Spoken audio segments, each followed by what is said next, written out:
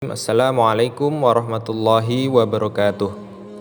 Kali ini kita akan membahas latihan soal PAI penilaian akhir semester 1 untuk kelas 2 sekolah dasar. Anak-anakku sekalian, silahkan simak materi berikut dari awal sampai akhir. Materi PAS PAI untuk kelas 2 pada semester 1 diantaranya yang pertama adalah pelajaran 1 Nabi Muhammad Shallallahu Alaihi Wasallam teladanku. Sub temanya adalah yang pertama sikap jujur Nabi Muhammad Shallallahu Alaihi Wasallam. Kemudian yang kedua keuntungan bersikap jujur. Kemudian untuk pelajaran yang kedua asyik bisa membaca Al-Quran. A. Melafalkan surah An-Nas. B. Menghafal surah An-Nas. C. Pesan surah An-Nas. D. Lafal huruf hijaiyah bersambung. Kemudian materi selanjutnya pada pelajaran yang ketiga adalah Allah Maha Pencipta. A. Yakin Allah itu ada. B. Al-Khaliq. Nah, ini merupakan Asmaul Husna. Asmaul Husna Al-Khaliq. Pada pelajaran yang keempat tentang perilaku terpuji. A. Kerjasama. B. Tolong menolong. Ada dua materi pada pelajaran yang keempat. Kemudian pelajaran yang kelima hidup bersih dan sehat. A. Bersih dan sehat. B. Peduli lingkungan. C. Doa makan. Kemudian pelajaran yang keenam, pelajaran terakhir pada semester 1 ini adalah ayo berwudu. A. Tata cara berwudu. B. Praktik berwudu. Jadi itu materi dari penilaian akhir semester kelas 2 pada semester 1. Nah, untuk itu silahkan simak pembahasan contoh soal berikut ini. Soal yang pertama berkaitan dengan Nabi Muhammad SAW, kita sebut sebagai Al-Amin. Al-Amin artinya adalah titik-titik. A. Terpercaya. B. Teladan yang baik. C. Penutup Nabi dan Rasul. Nah, mana yang tepat untuk pertanyaan berikut ini? Nah, jawaban yang tepat adalah, coba perhatikan makna gelar dari Rasulullah Shallallahu Alaihi Wasallam. Beliau mendapatkan gelar Al-Amin. Nah, Al-Amin itu adalah gelar Nabi Muhammad yang artinya dapat dipercaya atau orang yang terpercaya, melekat pada diri beliau sebab ia adalah pribadi yang jujur atau amanah. Jadi jawaban yang tepat adalah A. Terpercaya. Nah, kalau teladan yang baik itu adalah uswatun hasanah. Sedangkan penutup Nabi dan Rasul adalah khotamul anbiya. Nah, itu jawaban yang pertama. Dan kita menginjak pada soal berikutnya. Tanda baca fathah akan menghasilkan huruf yang berbunyi A, B, I, C, U. Nah, mana yang tepat? Kita lihat tanda baca Al-Quran itu ada yang namanya harokat. Harokat itu adalah tanda baca huruf hijaiyah dalam Al-Quran. Yang pertama ada harokat fathah. Harokat fathah. Harokat fathah berbunyi A. Ini kita lihat harokat fathah berbunyi A atau dibaca A. Tandanya di atas huruf. Kemudian yang kedua adalah harokat kasroh. Tandanya ini di bawah dari huruf hijaiyah. Harokat kasroh ini dibaca I. Sedangkan yang ketiga adalah harokat dhammah. Harokat dhammah seperti ini. Ini dibaca U. Tempatnya di atas huruf hijaiyah. Tanda baca fathah akan menghasilkan huruf yang berbunyi. Tentu saja fathah di atas dibaca A. Jadi jawaban yang tepat adalah A. Kita masuk pada soal berikutnya. bentuk huruf kaf dalam huruf hijaiyah adalah titik-titik. Nah, A ya, bentuknya seperti ini. Kemudian B seperti ini, ya, hampir sama. Kemudian C ya, bisa dilihat seperti ini. Ya. Ini anak-anak harus bisa membedakan ya, di antara huruf-huruf hijaiyah. Coba kita lihat huruf hijaiyah ya, mulai dari alif, ba, ta, tha, jim, ha, kho, dal, zal, ro, dan seterusnya. Nah, bentuk huruf kaf dalam huruf hijaiyah, nah ini kita lihat di sini ada huruf kaf. Ya. Huruf kaf ini tandanya ya seperti huruf L, ya, tetapi di sini ada kebalik ya, L dibalik, kemudian ada hamzahnya di sini, seperti hamzah. Ya. Ini merupakan huruf kaf. Ya. Mungkin nanti muncul huruf-huruf yang lain, apakah shin, apakah do, apakah ain, dan seterusnya. Nah, jawaban yang betul adalah ini B.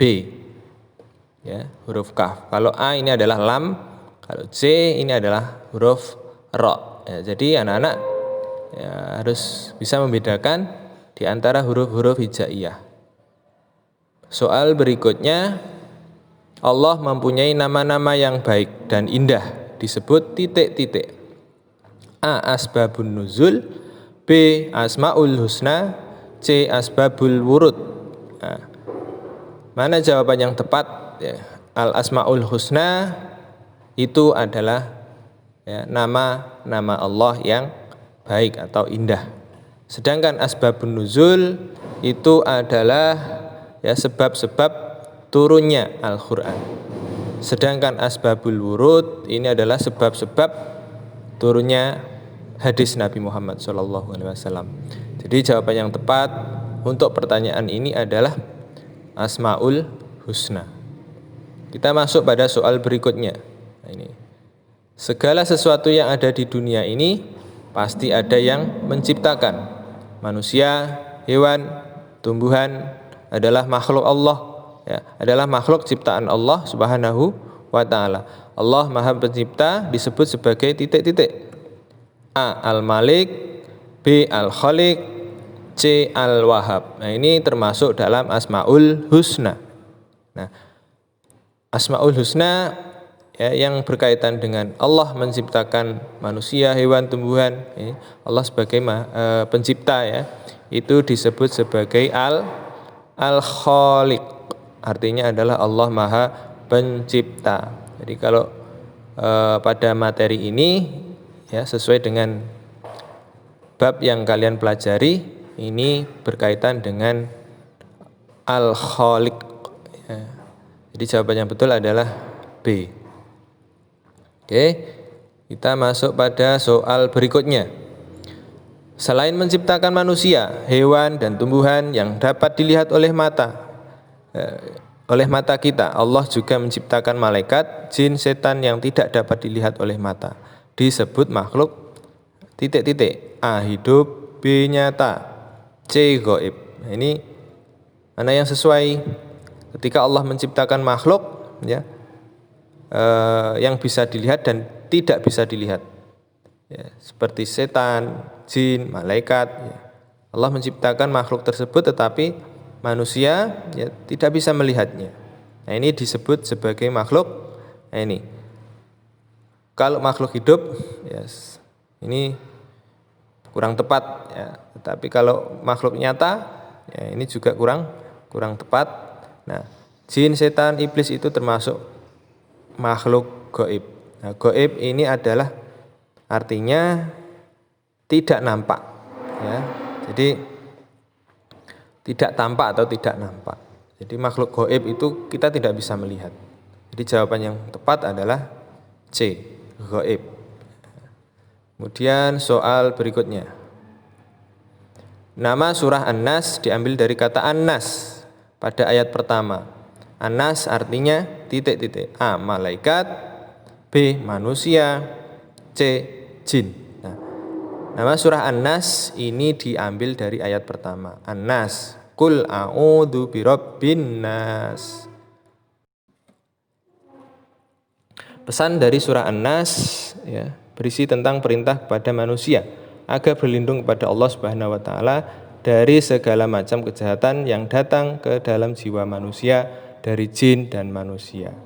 Jadi surah An-Nas ini berisi tentang perintah ya, perintah kepada Allah kepada manusia ya. Allah memerintahkan kepada manusia supaya berlindung kepada Allah dari segala macam kejahatan. Baik itu kejahatan dari manusia ya maupun dari jin ya. Tetapi di dalam surah An-Nas itu diambil dari kata An-Nas, itu merupakan artinya adalah manusia. Jadi An-Nas itu artinya adalah manusia. Soal berikutnya, manusia harus selalu memohon perlindungan Allah dari kejahatan setan yang terkutuk. Orang yang memohon pertolongan kepada selain Allah disebut A. Muslim, B. Mukmin, C. Musyrik. Nah, perhatikan jawaban A. Muslim. Muslim itu adalah orang yang beragama Islam. Orang yang masuk Islam namanya Muslim. Sedangkan mukmin itu adalah sebutan bagi orang yang beriman. Nah, kemudian yang C. Musyrik. Ya. Musyrik itu adalah orang yang menyekutukan Allah atau orang yang memohon, meminta pertolongan kepada selain Allah. Itu disebut sebagai orang yang musyrik. Jadi jawabannya adalah C. Soal berikutnya, ketika makan ada beberapa adab yang harus diperhatikan. Salah satunya adalah berdoa sebelum dan sesudah makan. Kita berdoa memohon kepada titik-titik. A. Manusia, B. Jin, C. Allah. Nah, tadi orang yang memohon pertolongan, orang yang berdoa kepada selain Allah disebut syirik. Jadi supaya kita tidak menjadi orang yang syirik, tidak menjadi orang yang musyrik, nah, maka kita berdoa memohon hanya kepada Allah Subhanahu wa taala. Nah, jangan lupa ketika sebelum makan, di antara adabnya adalah kita berdoa. Nah, doa sebelum makan berbunyi Allahumma barik lana fi ma razaqtana wa qina adzabannar ya. Ini adalah doa sebelum makan. Soal berikutnya ya. Sebelum melaksanakan sholat kita harus bersuci dulu. Bersuci untuk menghilangkan hadas kecil disebut wudu. Kita berwudu menggunakan air yang titik-titik. A. Suci, B. Bersih, C. Kotor. Nah, ketika kita berwudu, maka kita menggunakan air yang tidak hanya bersih saja. Apalagi kotor tidak boleh digunakan untuk berwudu. Nah, untuk itu kita harus menggunakan air yang suci karena digunakan untuk bersuci tadi. Jadi jawabannya adalah A. Nah, selanjutnya rukun wudu adalah hal yang harus dilakukan saat berwudu. Rukun wudu ada 6. Rukun wudu yang pertama adalah A. Niat, B. Membasuh muka, C. Membasuh tangan. Nah, kita lihat apa saja rukun wudu tersebut. Nah, rukun wudu ini ada 6. Nah, di antaranya yang pertama adalah niat. Kemudian yang kedua membasuh muka sebanyak 3 kali. Yang ketiga membasuh tangan sampai siku. Yang keempat mengusap sebagian rambut. Yang kelima membasuh kaki sampai mata kaki. Kemudian yang terakhir tertib. Tertib itu artinya adalah berurutan. Jadi rukun wudhu ini harus dilaksanakan sesuai dengan urutan ya, dalam berwudhu, mulai dari niat ya, sampai membasuh kaki ya, sampai mata kaki. Jadi rukun wudhu yang pertama adalah ini, niat. Nah, demikian anak-anakku pembahasan soal PAS semester 1 pada kesempatan kali ini. Semoga apa yang kita pelajari hari ini mendapatkan manfaat dan kita bisa mengerjakan soal-soal nanti dengan lancar sehingga mendapatkan nilai dan hasil yang maksimal. Terima kasih. Assalamualaikum warahmatullahi wabarakatuh.